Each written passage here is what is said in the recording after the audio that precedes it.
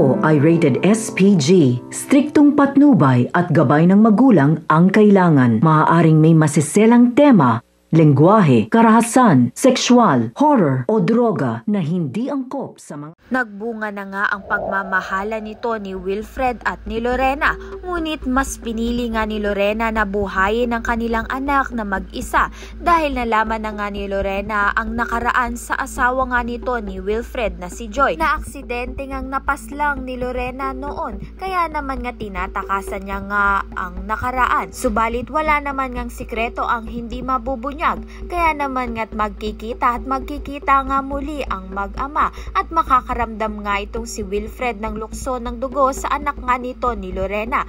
Subalit matanggap nga kaya ni Amber na meron nga siyang kapatid at panindigan nga kaya ni Wilfred ang anak nga nila nito ni Lorena. Kapag nga nalaman na nga ni Wilfred ang katotohanan tungkol sa nakaraan nito ni Lorena. Samantalang patuloy pa rin nga itong si Ronnie na siraan nga ang buhay nito ni Lorena. Ngunit hindi naman nga sumusuko itong si Lorena sa buhay. Kaya naman nga't yan at iba pa ang dapat nating pakaabangan. Maraming salamat sa iyong panonood.